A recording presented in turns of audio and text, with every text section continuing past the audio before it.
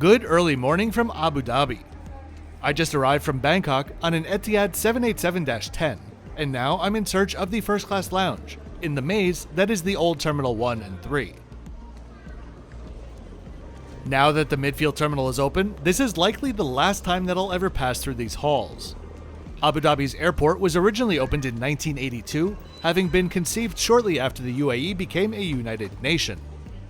The circular Terminal 1 has always been one of the more strikingly designed terminals in the world, but I can't say that it was a pleasure to pass through during peak periods. Prior to the Midfield terminal opening, Etihad has also been using Terminal 3, built in 2009 to take strain off of the original Terminal 1 and the silly barn of a terminal, Terminal 2. This walk is always a little bit longer than I remember. As I navigate my way to the lounge, let me welcome any of you that are new to the channel. My name is Kevin, and I'm the Flip Flop Traveler. I think the internet is in need of a whole lot more honesty when it comes to airline and hotel content, and that's why I'm here. I'm just here to be real with you. I make trip reports and high-end hotel reviews, and I always self-fund my trips. In fact, you'll always be able to find the exact price that I paid in the description below. I don't alert any companies I'll be filming because I want as normal of an experience as possible. So, in this video today, I'm going to give you nothing more than my own personal, honest, and unbiased opinion based on my own experience. And here we are. While Etihad never really stopped having first-class service, they did reduce the number of aircraft they had that offered it significantly during COVID. And that's actually how this trip came to be. If you'd like to know a bit more about the history of Etihad, check out one of my past videos linked above or in the description. For today, it's all about first class and the A380. As we explore the first class lounge, empty as could be, but with some really personable staff, let me tell you just how special Etihad's first class is. In 2014, when they debuted their A380s, they were undoubtedly the most customized commercial aircraft ever to enter service anywhere. There was not a single thing on the aircraft besides perhaps the carpeting in economy, which could be seen as basic. Among other offerings on board were the first class apartments and the residence. Now, surely I'll get the question, why didn't you try the residence? The answer is simple. It was available. It's a standard type of upgrade now once you've purchased a first class ticket. But the first class apartment is honestly what has always interested me the most. For those of you that don't know, the residence is essentially a 3-room suite on board the Etihad A380s. It can be for 1 or 2 people, you're paying for the space. The living room has 2 loungers. At one time you were served by a butler trained at the Savoy. You have your own private bathroom. And of course, you had your own private bedroom to boot. While Etihad was imagining what their A380s would be like, there was a global pitch process for design firms to submit their ideas. Etihad ended up deciding no single agency could deliver on the vision that they had, so they asked a trio of agencies to join forces and create the Etihad Design Consortium. I should mention that part of all of these new aircraft was also a new brand identity for Etihad at the time, an identity that you can see represented here in the lounge, both in the colors, but also in the geometric patterns, reminiscent of their aircraft tails. I give Etihad a lot of credit for this lounge being in such good shape. It's not groundbreaking by any means, but along with just about everything in this experience, it was really well taken care of. As I was there in the morning, I chose Eggs Benedict from the a la carte menu, which were perfectly prepared, and just watched the sunrise for about an hour before it was my time to head to the gate. The lounge also has a children's area, private shower suites, and plenty of areas to sit around.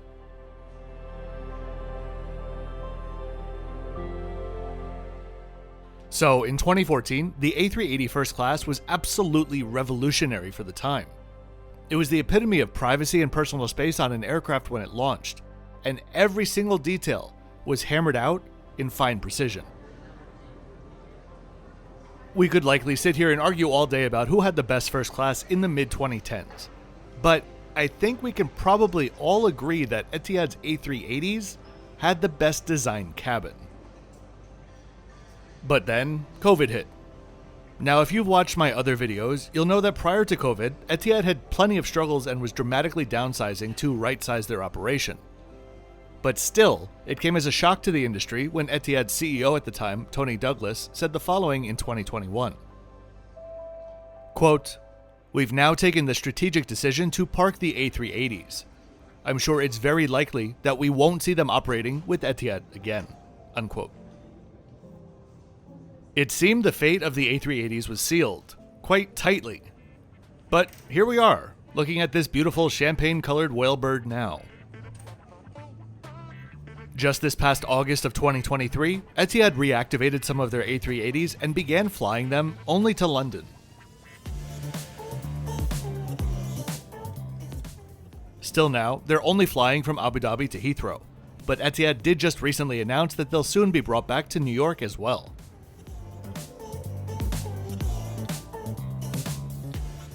And so, that's why I'm here, at what was a very organized boarding gate.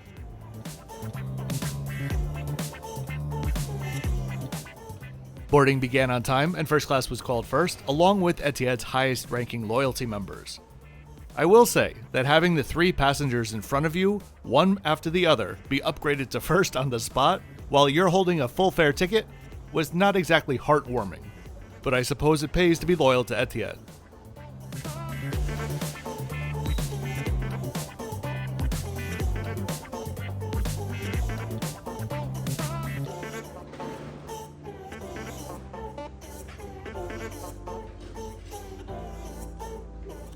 As we walk uphill through this gorgeous jet bridge, let's take a look at today's flight stats.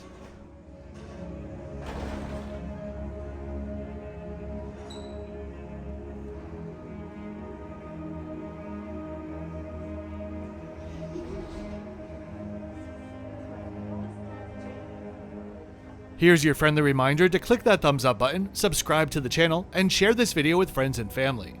Those are truly the easiest ways, all free for you, to help the channel continue to grow. If you'd like to support me further, my Patreon is linked in the description below. Thanks very much in advance.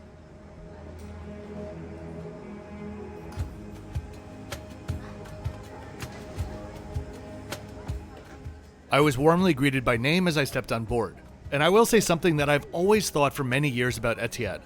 They have the most welcoming looking cabins as soon as you step on board. Most of them are absolutely gorgeous, and it really doesn't feel like you're stepping onto a plane. It feels much more like you're stepping into the galley of a giant yacht. And here we are, my seat, or suite, apartment for today, 4 Alpha. Due to the layout of these seats, choosing the correct one is really important. So let's take a look at the cabin layout now. Not including the residents, there are just 9 apartments, but you should only be considering 4 of them. Let me explain. One hotel gets the biggest X of the day. It is directly behind both first-class bathrooms, one of which has a hairdryer in it. Besides that, the bathroom doors just seemed like they made a lot more noise than normal when opening and closing. Second reason is, it's not a window seat. Now you may be thinking, well, it's 1 by 1, they're all window seats. No, they're not. 5 of the seats are directly on the aisle and are recessed, so that if you want to look out your own windows, you'd have to lean way forward and you'd still be 2 meters away from them. This also means that when your door is open, you'll make eye contact with everybody passing by. So these 5 are the 5 to avoid. These 4 are the best of the best. Choose row 4 if you want to sit facing forward. If you're traveling as a couple, choose rows 3 and 4 together, as part of the wall between the two can be lowered. As for the space you'll be afforded, the seat is a whopping 30 inches wide, with a seat cushion that is a decent 18.5 inches deep. The bed, when in full flat mode, is 80 inches long and 27 inches wide. As we begin to look around, let me remind you, this design is 10 years old, and this particular aircraft is 8 years old. If you told me this was a brand new product, I'd likely believe you. You may have recently seen my Singapore Airlines A380 suites video, where I essentially said the suite wasted so much space and was just a dumb design. Everything I said about SQ was honestly rooted in my knowledge of this seat. It's simply a really smart and efficient layout. And even with less space than SQ, technically speaking, the bed on Etihad is an inch wider and a whopping 9 inches longer, since the closet space is not eating into the bed length on Etihad. And holy crap, I swear I just realized this as I'm writing now, but the Etihad bed is also functional as a bench when it's not in bed mode. The SQ bed is absolutely useless when not in bed mode. The space honestly has everything that SQ's space has, except here I can look out the window and eat at the same time. Groundbreaking. As you would expect, all of the creature comforts are within arm's reach with full seat and lighting controls in your armrest. I was offered a pre-departure drink and of course went with champagne, as you must do on an occasion like this. It was served alongside a sparkling water, hot towel, and a ramekin of dates.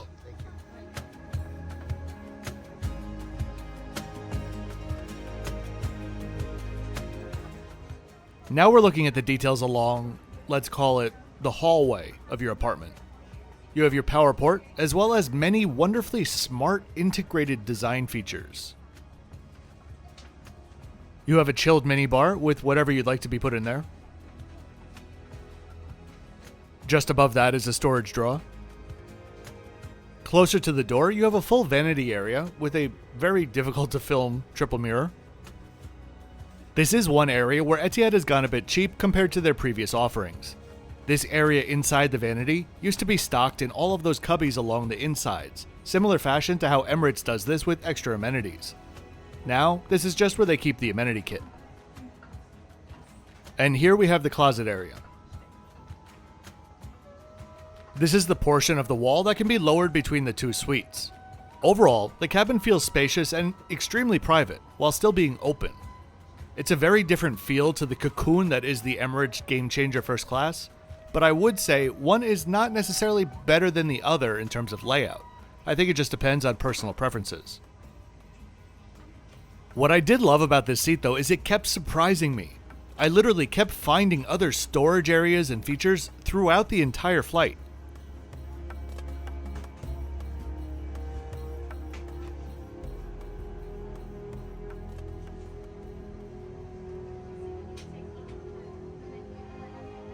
As beautiful as all of the finishes are though, including the Poltrona Frau leather throughout, my only two true complaints about the space is number one, a lack of space to put a wheel aboard bag. The crew needs to take them and store them separately. And number two, the tray table. It's literally so heavy that you and your flight attendant will both be pulling it up together.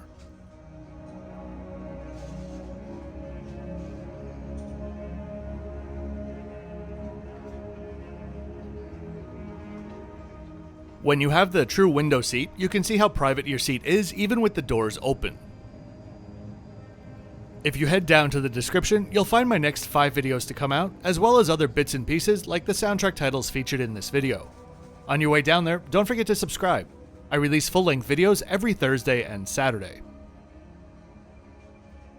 Arabic coffee was served in a beautiful cup, and I was given a pair of pajamas for the flight.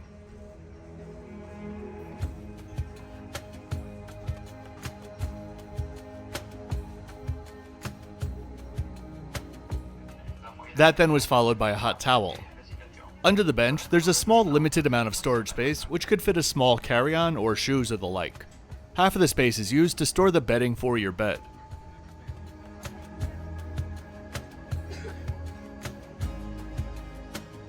As we push back and watch the safety video before taxiing to the runway, let me briefly talk about the service since the pajamas reminded me of the vibe on board. All of the crew were gracious and personable, had pleasant personalities. My only criticism is, they all seem to be getting back into the groove with this product, which is understandable. Considering when I flew this was just some weeks after the route relaunched. It's possible that this was the first flight for this entire crew on an A380 in first. The reason I said the pajamas reminded me about the crew service is prior to takeoff, each crew member was taking care of certain things for the whole cabin. One for drinks, one for taking orders, one for pajamas and seat features, etc. As they went from apartment to apartment, you could hear the exact same speech over and over. It's not a big deal. It was actually kind of funny in the moment since part of the speech was, quote, "We've picked out these pajamas from a famous designer especially for you." So I guess what I'm saying is, I was just a little bit sad that they weren't actually especially and only for me. I'm kidding.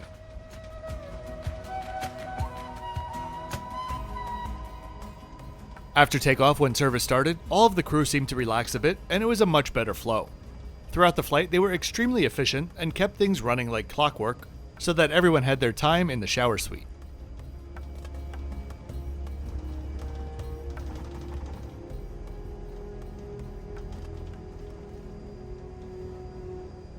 Okay, let's get in the air. The spool up, takeoff, and airport stats are coming up next.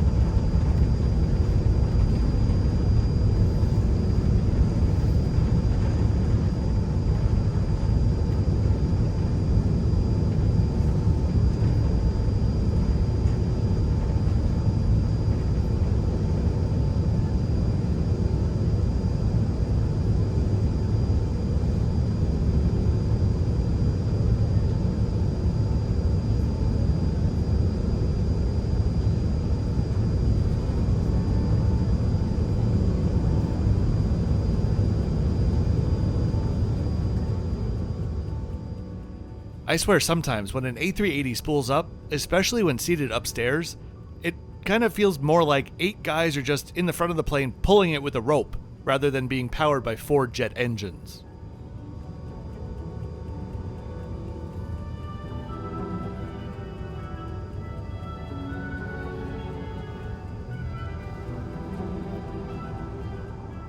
Shortly after takeoff, what I do think is the best aperitif and snack service in the sky began. I continued with champagne and was given a trio of ramekins with mixed olives, roasted nuts, and honestly my favorite, roasted vegetables. Before the meal began, I headed back to take a peek at the bar and lounge area, which is shared between business and first class. On a flight like this, when I'm in first, not really my thing, but on a flight to New York perhaps, if flying in business, I could see myself spending an hour or so here just for a change of scenery.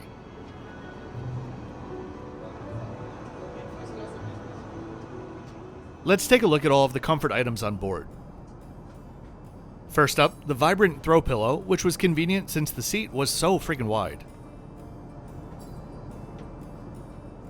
Then we have the blanket that I talk about in far too many videos. This is the previous generation business class blanket, before the Armani Casa blankets debuted last year. This is still the best blanket in the sky.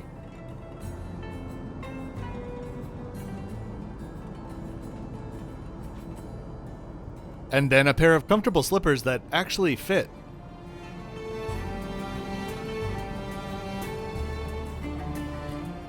The Amenity kit is by Acqua di Parma, same brand as in business class, but with upgraded contents inside. I am pretty sure though that Air Canada used the same pouch on some of their flights though, in business.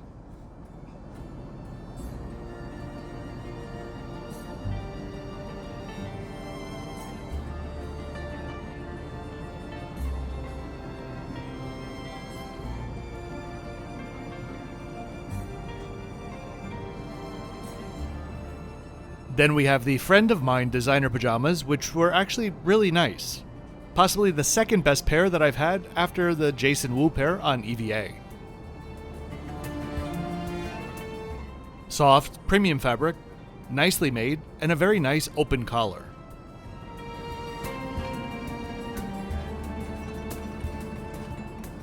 There was free Wi-Fi on board, but to be honest, I was so into the experience that I'm not even sure that I actually connected to it. Last up, the headphones, which are better than their business class offering, but still nothing compared to B&O or Bose.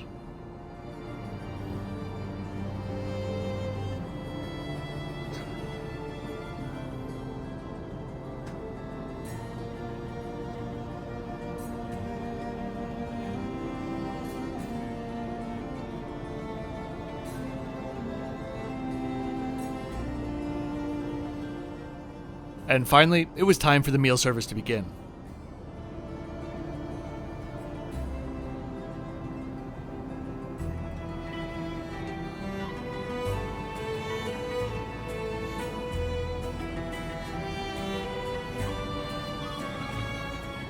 Here's the full menu for the flight. Note that the red prices on the wine are just my addition to the menu to give you an idea of the value on board. I'll also point out that I think 2 champagnes, 4 reds, and 4 whites is a pretty impressive mix.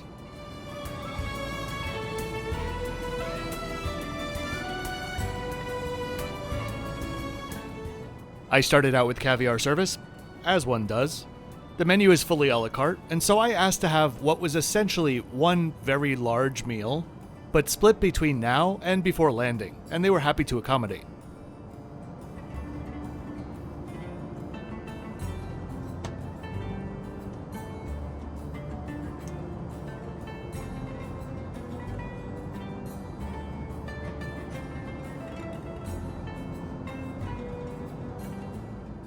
Next up, I had the lobster rolls from the lounge and grill menu.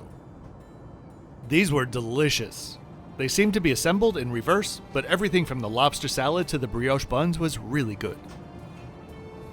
Next up, at the suggestion of my flight attendant, because normally I would not order something with kale as the main ingredient, I had the kale and sunchoke soup, which was actually really good. Shockingly good, actually. And I'll add that it was hot. Far too often, soups, in any class, economy, business, first, they're just not hot. After that, I explored one of the bathrooms on board, both of which are actually pretty dark inside. This is the one without the shower. It was well stocked with Acqua di Parma products, and all of the surfaces were kinda like they were brand new.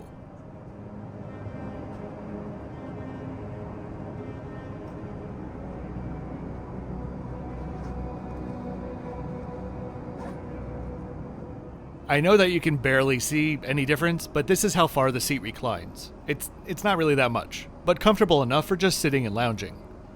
While I was in the bathroom though, I asked for them to make up my bed for me, which was done very nicely.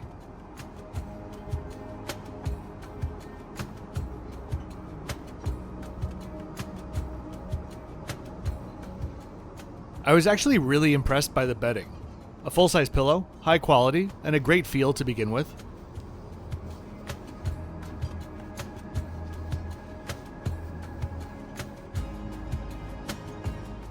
The really good stuff was up next though. So the bench itself is pretty firm, but it did have some give to it. On top of that was a mattress protector.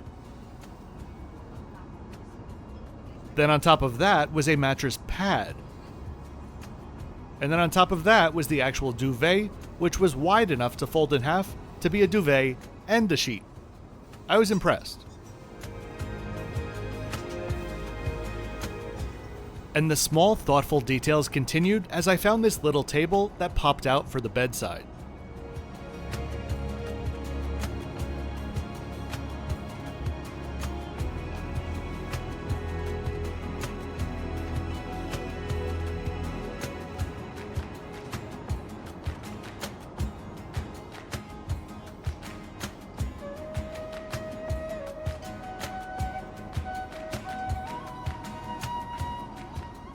And then we have what is perhaps the most aggressive television that I've ever seen in the air.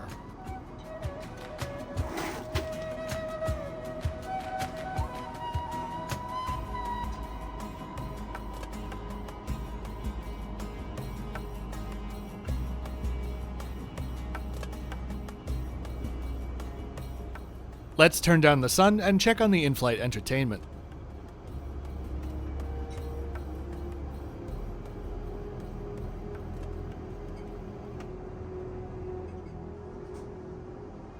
As I mentioned on my last flight, Etihad is not winning any awards for their selection of entertainment, but it's certainly enough for the average traveler.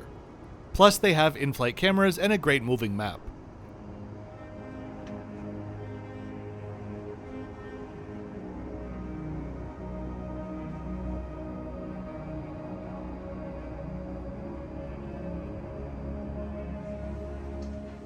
After a few hours nap, it was time for a shower.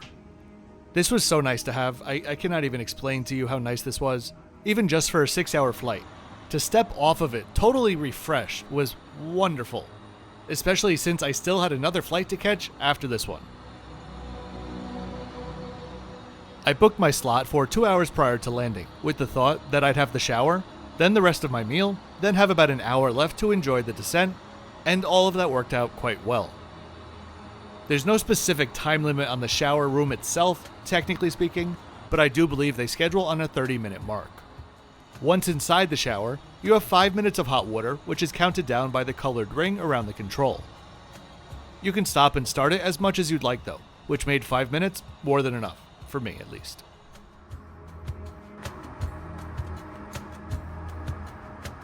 When I got back, an iced Americano was waiting for me, and I got ready for my actual main course.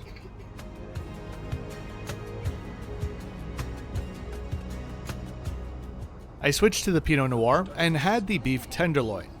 So there are actually 3 different ways that you can order a filet on board. First is from the main course, as I ordered it.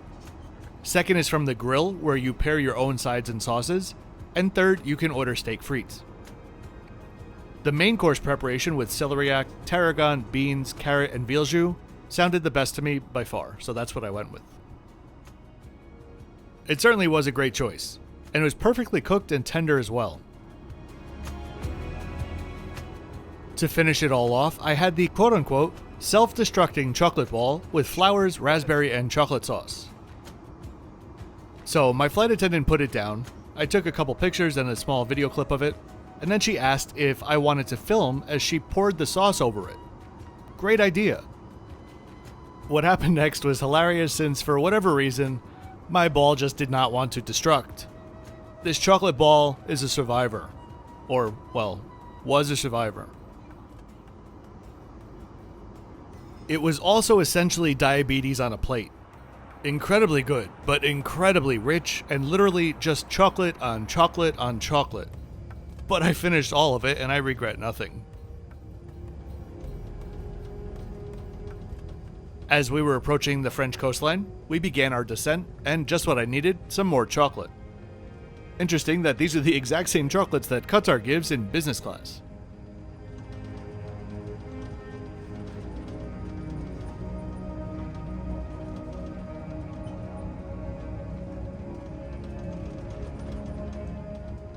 I'm going to give my voice a break for a little while, so enjoy the final descent and landing. Airport stats are coming up as well.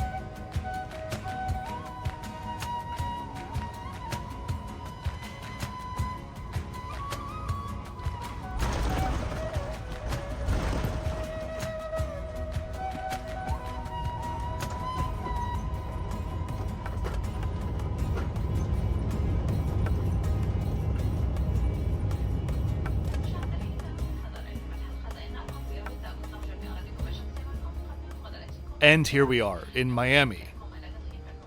Oh wait, no. That's not right. Ah, we're in London, which seemed to have more American and United planes than their own. I counted 11 United on the ground. That's crazy to me. So, as we wrap this up, I can tell you one thing. This is an incredible product and overall an incredible experience. There aren't many flights where you can enjoy this at the moment, but relatively speaking, Etihad is not trying to charge absurd prices for it, or at least that's not what they're doing right now. If and when you can, the answer is yes. Yes, it is worth it. I genuinely hope to see Etihad A380s in the sky for many years to come, and really hope to fly it to New York again in the future. Perhaps that time in the residence. Oh, and one last note. For everyone that loves to comment about how flip-flops and shorts should be illegal in business class, let alone in first, I just thought it was ironic that as I stepped off, I was the only one of 10 passengers in first on this flight that was not wearing sweatpants of some sort. Times are changing.